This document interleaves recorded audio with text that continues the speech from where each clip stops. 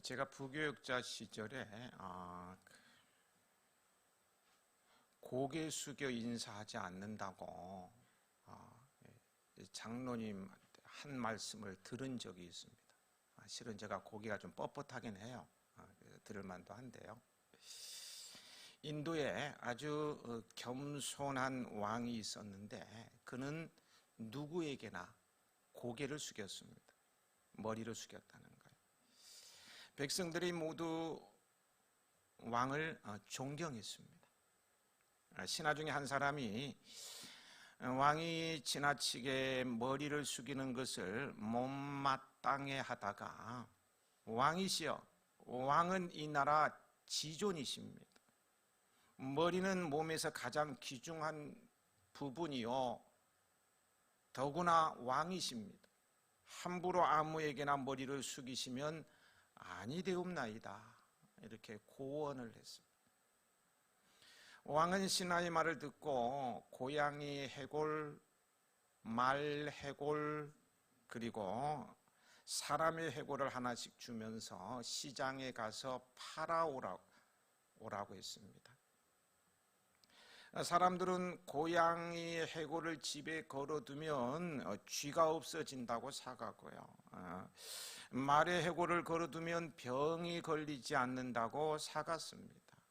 그러나 사람의 해골을 사가는 사람은 한 사람도 없어 그냥 가지고 돌아왔어요. 왕은 그 신하에게 사람의 머리가 귀한 것은 그 머릿속에 선함과 의로움이 들어있을 때 귀한 것이지 라고 말하면서 아무것도 없는 빈 해골이라면 고양이나 말의 해골만도 못하다는 것을 깨우쳐 주었다고 합니다. 선함과 의로움은 겸손으로 표현되고 존경으로 돌아온다는 것입니다. 사람이나 그 언행 마음씨 따위가 착하고 곱고 어진 사람을 가리켜 선하다라고 사전은 말해주고 있습니다. 이런 선한 사람, 즉 마음이 정직하고 겸손하며 자기 희생의 착한 사람이 대접받고 성공하는 세상, 즉 선함이 경쟁력이 되는 우리 사회가 되면 어떨까? 이런 생각을 해봅니다.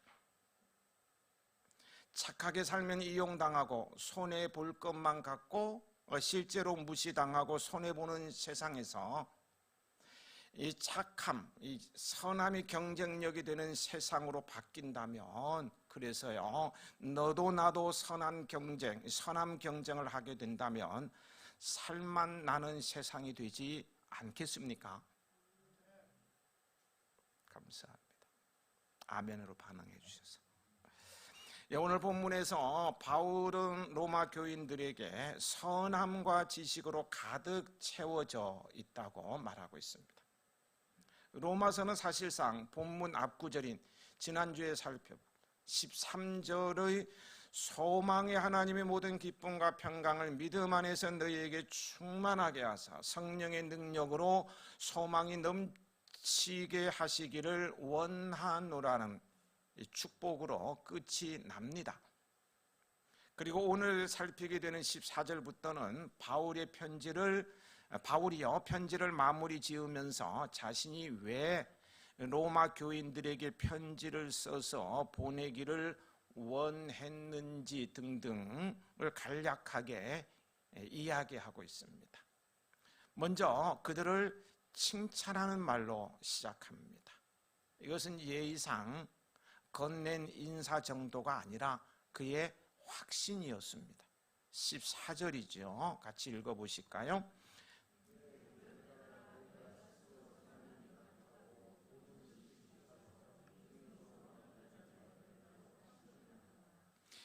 바울이 로마 교회 성도들의 선함과 지식을 들어 칭찬한 이유는 지난 3주간에 걸쳐서 살펴본 것처럼요, 14장과 15장에서 로마 교회 안의 문제에 대해서 권면을 했기 때문일 것입니다.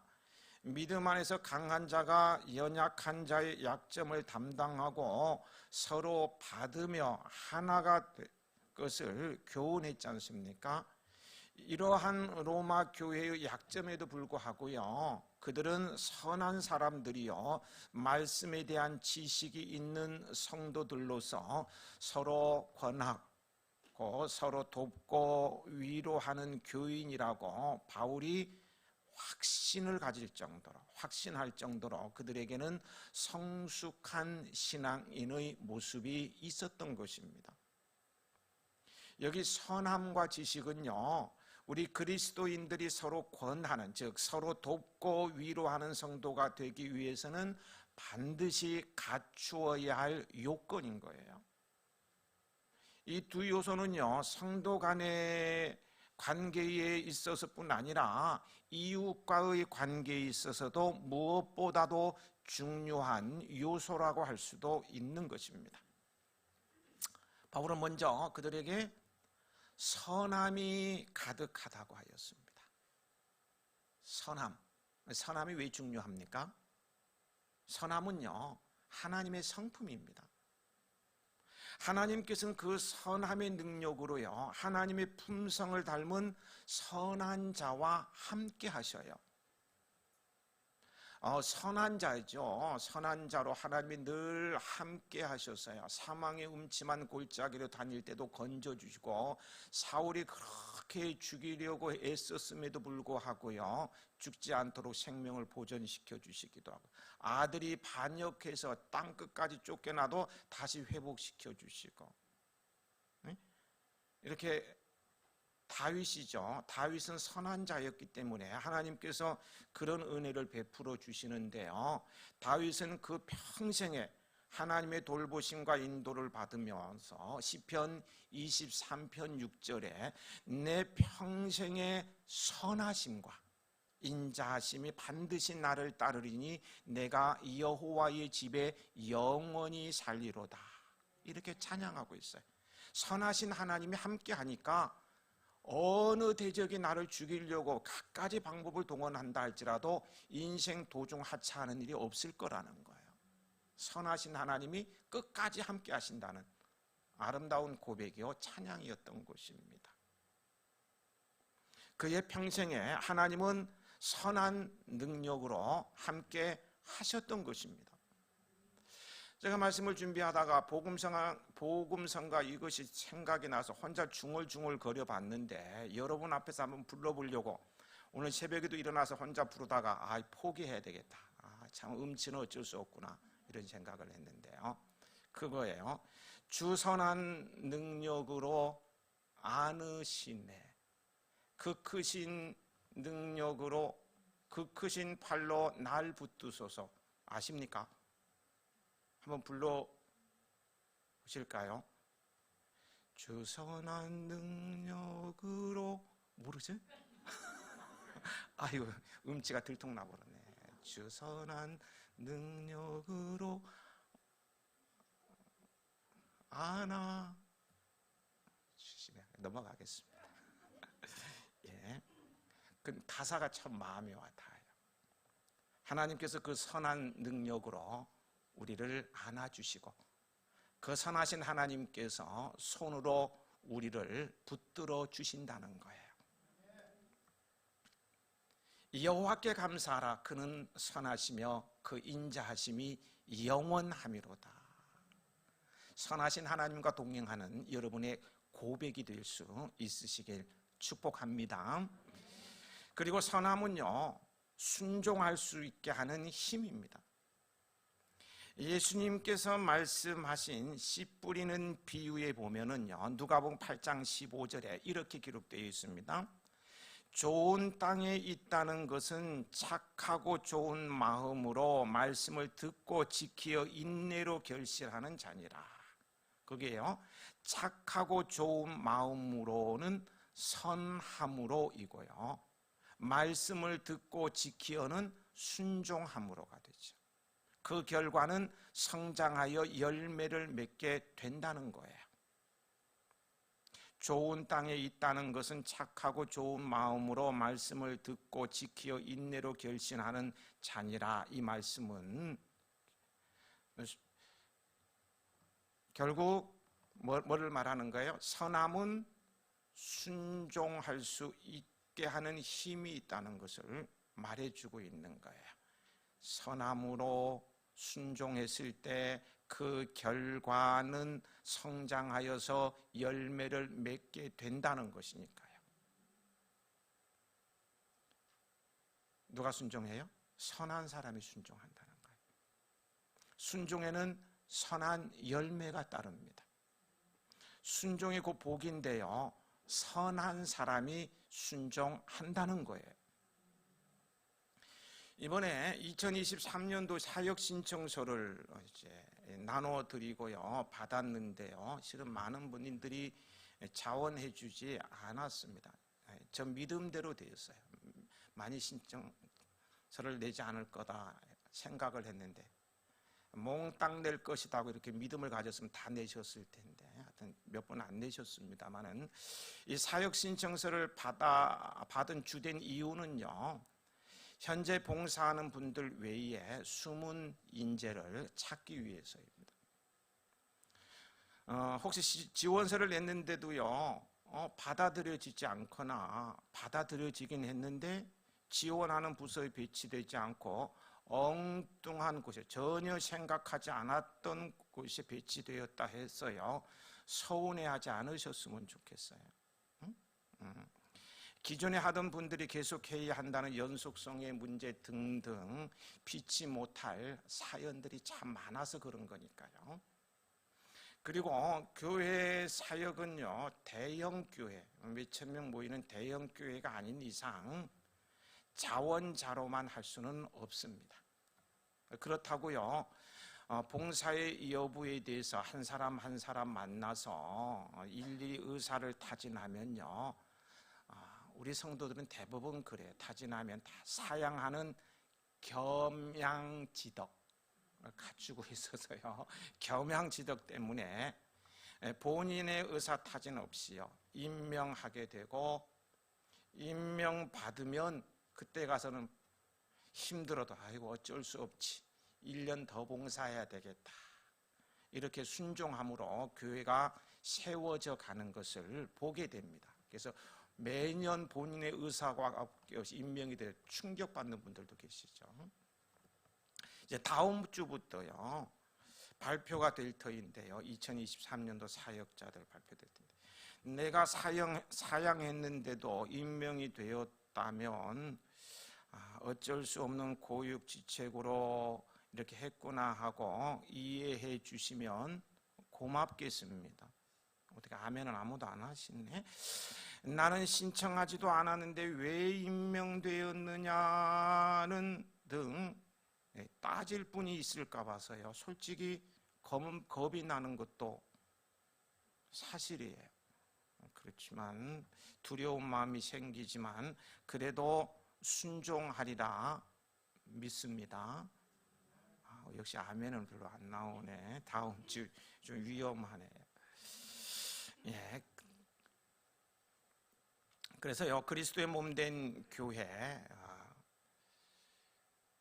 내가 생각지 않았던, 그리고 안 하기를 이렇게 말씀까지 드렸는데 목사님께서 임명했다고 그런 생각이 들기도 하고 막 그렇더라도요, 임명이 되었으면 그리스도의 몸된 교회 지체 의식을 가지고 함께 건강한 교회로 세워 나가십시다. 오죽했으면 나를 계속 이 자리에 세워둘까, 이런 생각을 가지고 그리스도의 몸된 교회를 건강하게 세워 나가십시다. 예. 선함은 순종할 수 있게 하는 힘이 있고요, 순종에는 선한 열매가 따릅니다. 또한 선함이 영향력입니다. 선으로 악을 이길 수 있습니다. 링컨 대통령을 몹시 미워했던 한 사람이 있었습니다. 스탠톤이라는 사람이었습니다. 그는 링컨의 외모까지 막 조롱거리로 삼아서 비난하는 정말 못된 사람이었어요. 링컨을 대놓고 고릴라라고 불렀습니다. 그런데 링컨이 대통령이 된 후에 국방장관으로 그를 지명하였습니다. 그 이유는 스탠턴이 국방장관은 가장 적임자라고 판단했기 때문입니다. 링컨이 총에 맞아 암살당했을 때 가장 슬퍼했던 사람이 링컨을 향하여 고릴라라고 비난했던 바로 스탠턴이었습니다. 원수를 친구로 바꾸어버린 링컨, 그는 선으로 악을 이기며 살았습니다. 선함이 영향력입니다. 고난받고 억울할수록 더욱 선하게 영향을 미칠 수 있고요. 선함은 세상의 빛으로서 사람들에게 울림을 줄 수 있어요. 마태복음 5장 16절이죠. 이같이 너희 빛이 사람 앞에 비치게 하여 그들로 너희 착한 행실, 선한 행실을 보고 하늘에 계신 너희 아버지께 영광을 돌리게 하라. 선함이 영향력이 되는 삶이 시길 축복합니다. 이 선함, 이 착함을요 다르게 표현을 해봤어요. 다르게 표현하면 어떻게 표현할 수 있을 것 같아요? 그 사람에게서 나타나는 도덕성이다. 선함을 도덕성으로 표현할 수가 있다는 거예요. 지금 이 사회가 필요로 하고요, 이 한국교회, 내가 속해 있는, 우리 교회가 속해 있는 한국교회가 필요로 하고요, 더 나아가서요, 기분 나쁘실 분도 계실 수 있지만요, 더 나아가서 나에게 필요한 것이 도덕성의 회복이 아닐까요? 도덕성의 회복으로 선함, 착함이 경쟁력이 되는 사회를 우리는 만들어 가야 하겠습니다. 만들어 가야 합니다. 로마 교회는요, 도덕적으로 순수함이 가득했던 교회였습니다. 서로를 돌아볼 줄 알며 하나님의 말씀대로 살려고 애쓰는 교회였어요.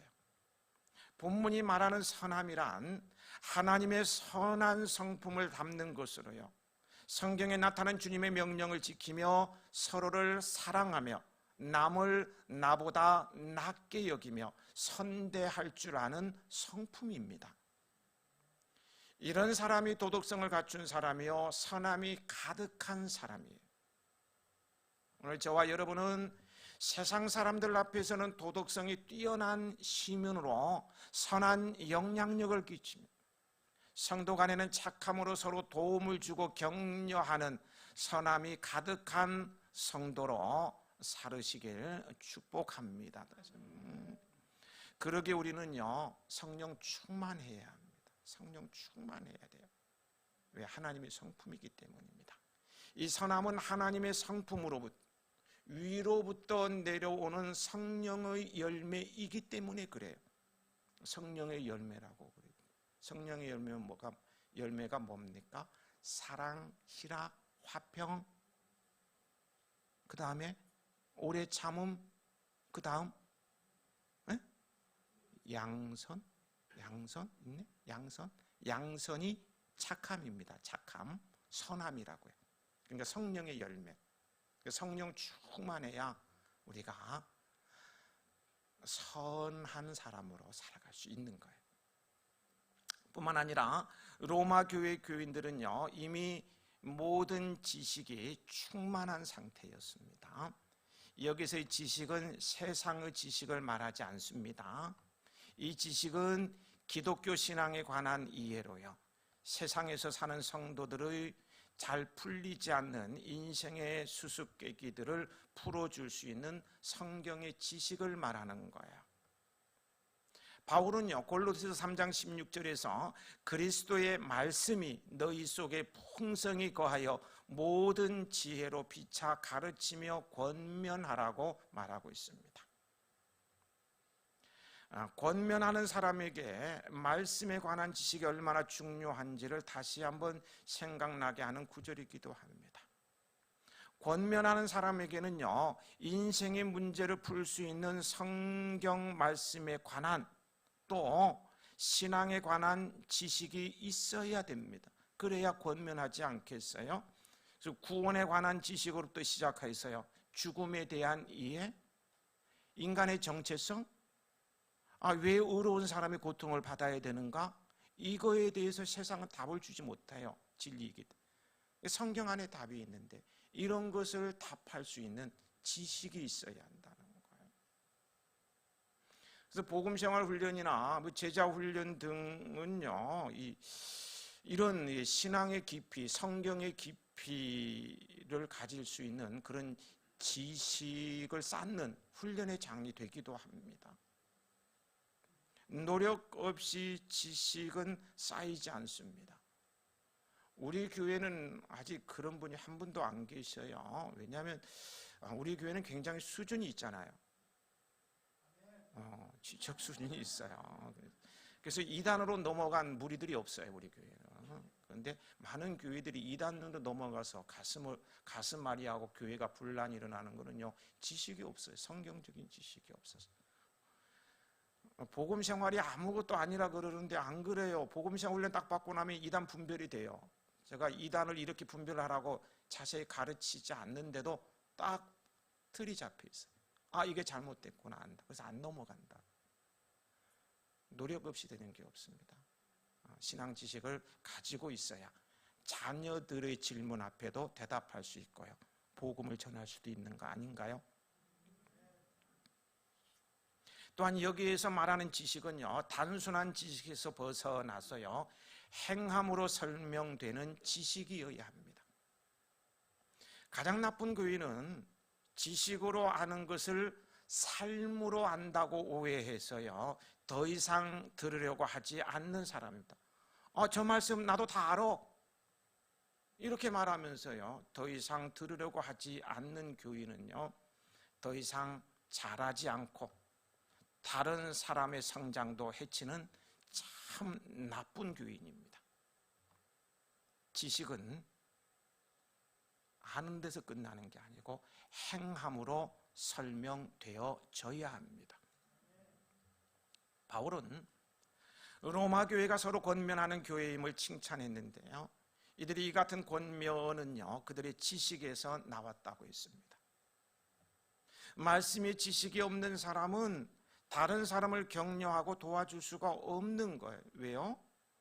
성도의 권면은 말씀의 권면이기 때문입니다. 로마 교회는 말씀이 풍성했던 거예요. 로마 교인들은 선함과 말씀에 대한 지식으로요, 서로를 격려하며 도울 수 있을 정도로 성숙했습니다. 우리도 권하는, 즉 격려하며 돕는 자가 되기 위해서는 반드시 선함과 성경에 관한 지식을 갖추어야 합니다. 선함과 지식이 가득 차서 서로를 권하는 품격 있는 성도가 되시길 소망합니다. 바울은요, 로마 교회 성도들을 칭찬하고 나서 왜 그들에게 편지를 써서 보내려고 했는지 기록 목적을 밝히고 있습니다. 15절 이후인데요, 15절 말씀 같이 읽어 보실까요?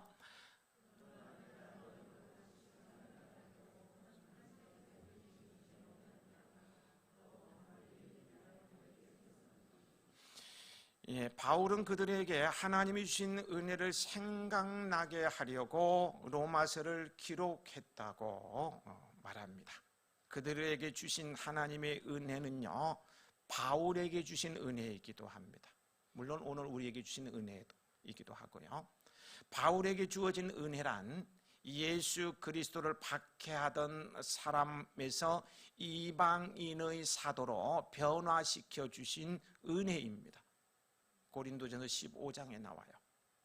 예수님께서는 교회를 박해하던 죄인 중에 괴수였던 그를 다메섹 도상에서 만나주시지 않습니까? 사도행전 9장에 나오죠. 바울이 예수 믿는 사람을 잡으려고 다메섹으로 가는 여정에서 예수님의 음성을 듣게 되는데요. 사울아 사울아 내가 어찌하여 나를 박해하느냐. 주여 누시오니까 이르시되 나는 내가 박해하는 예수라. 사도행전 9장 4절 5절이죠. 바울은 예수님의 음성을 듣고요, 회개하고 주님을 영접합니다. 이렇게 회심한 바울은 후에 이방인을 위한 사도로 부르심을 받았던 것입니다. 바울은 이방인에게 복음을 전하는 사도로 부르심을 받은 것이 하나님이 주신 은혜임을 본문 16절에서 고백하고 있는데요. 16절을 같이 읽습니다. 이 은혜는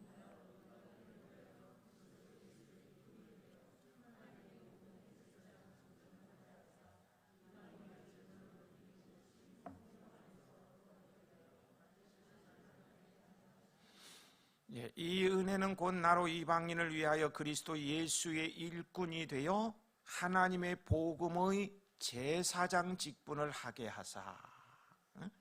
바울은 하나님이 주신 은혜로 그리스도 예수의 일꾼이 되어 이방인을 향하여 복음의 제사장 직무를 하는 것이라고 했습니다. 우리 또한요, 바울 못지않은 하나님의 은혜를 입은 사람들입니다. 우리도 과거에는 죄인 중에 죄인이었어요. 우리도 죄로 말미암아 영원히 죽어 마땅한 자들이었어요. 그러나 우리가 하나님의 은혜를 입어 예수님을 만나 구원을 받고 하나님의 자녀가 되었습니다.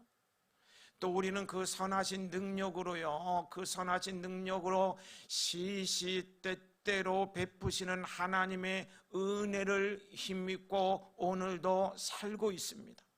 우리가 위태로운 처지에서 건짐을 받는 것도, 숨 쉬는 것도, 하루 세 끼를 먹을 수 있는 것도, 이렇게 걸어서 교회에 나올 수 있는 것도 시시때때로 베푸시는 하나님의 은혜입니다. 은혜가 무엇입니까? 은혜란 받을 자격이 없는 사람이 조건 없이, 값없이 과분한 것을 받는 것이에요. 바울은 하나님께 이런 은혜를 입었기 때문에 평생을 바쳐 복음을 위해 헌신했습니다. 그는 그가 쓴 여러 편지들에서요, 13권을 썼는가 12권을 썼는가 참 많이 썼지요. 편지들에서 자신이 하나님께 엄청난 은혜를 입은 자라고 기회만 있으면 증언하는 것을 보게 돼요. 고린도전서 15장에서 보면은요, 8절에서는 자신을 만삭되지 못하여 난 자라고 했습니다. 자신이 하나님 앞에서 얼마나 부족하고 못난 자인가를 깨달았기 때문입니다.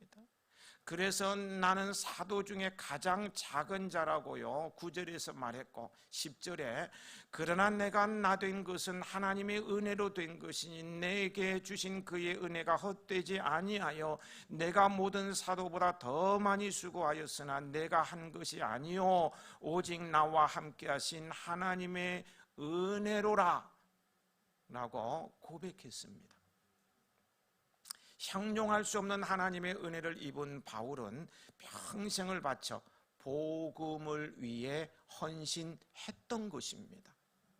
세상적으로 뭔가 이루기를 원했다면 놀라운 일을 이룰 수 있는 모든 여건을 갖춰져 있음에도 불구하고 다 배설물로 여기고 복음을 위해서 온전히 헌신했다는 거예요.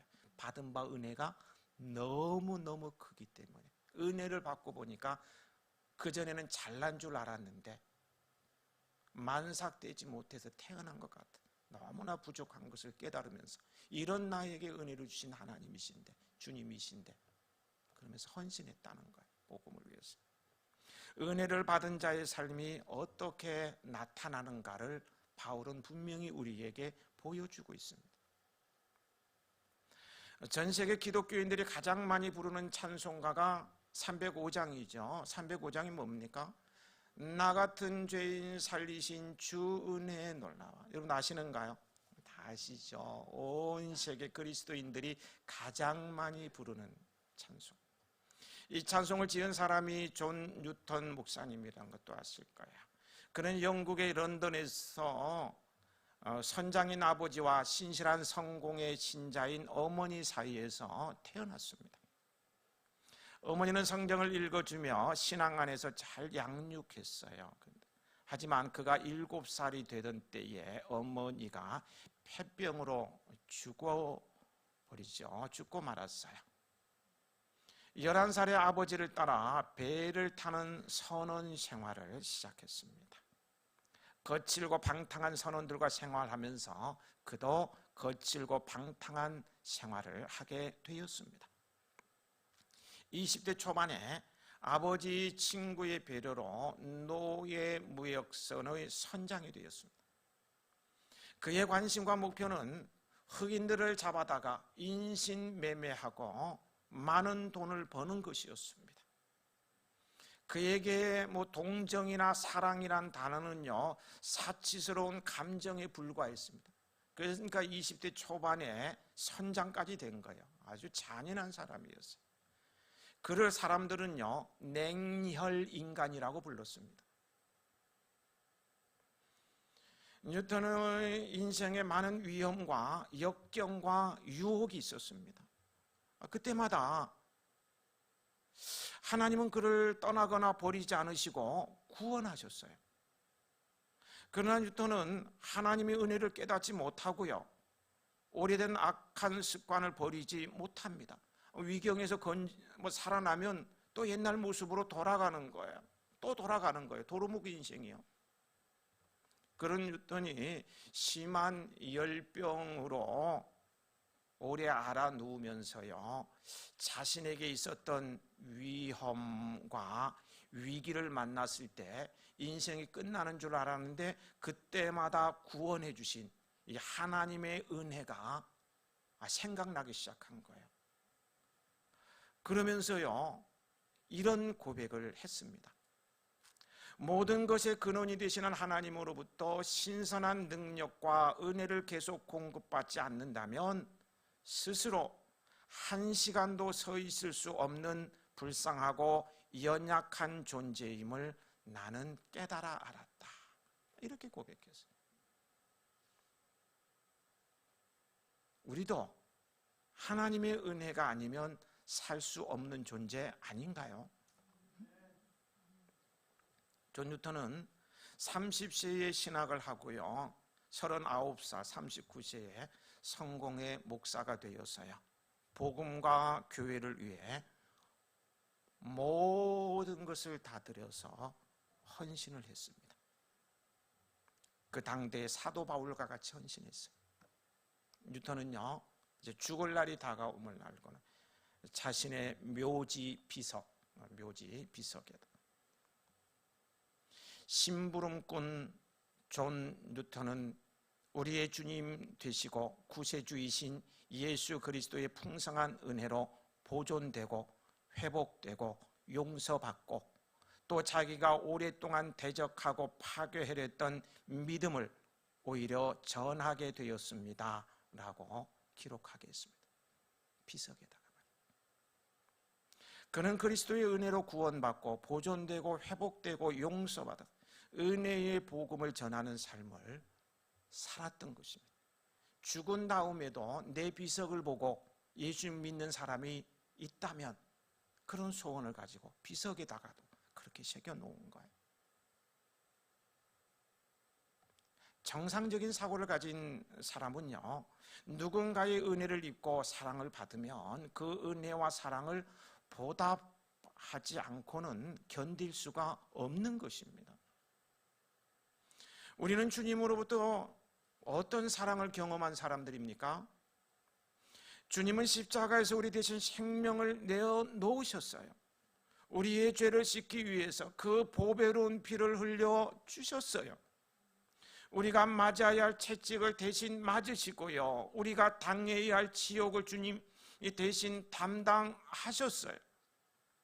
주님께서 우리를 위해 생명까지 주셨다면 우리는 과연 주님을 위해서 무엇을 할 수 있겠습니까? 고민 좀 해야 되지 않을까요? 참으로 우리가 주님의 사랑을 깊이 체험하였다면 그 사랑에 보답하기 위해서라도 복음의 제사장이 되어서 전도의 열매를 하나님께 드리는 성도가 되어야 하지 않겠습니까? 이것이 바로 우리가 은혜에 감사하는 삶인 거예요. 우리는 바울의 증언을 통해서요, 하나님이 주신 은혜와 사명을 기억해야 됩니다. 너희는 택하신 족속의 왕 같은 제사장들이요 거룩한 나라의 그의 소유가 된 백성이니 이는 너희를 어두운 데서 불러내어 그의 기이한 빛에 들어가게 하신 너희 아름다운 덕을 선포하게 하려 함이라. 베드로전서 2장 9절이죠. 우리는 예수 그리스도를 통하여 직분을 얻었습니다. 이는 택하신 족속의 왕 같은 제사장들입니다. 그리고 거룩한 나라요 그분의 백성입니다. 엄청난 은혜가 아닐 수 없어요. 이제 우리는 우리를 구원하신 예수 그리스도의 아름다운 복음을 증언하는 자가 되어야 합니다. 교회의 존재 목적이 무엇입니까? 예수 그리스도의 복음을 전하는 것입니다. 그리스도인의 삶의 목적 또한 십자가의 복음을 전하는 거예요.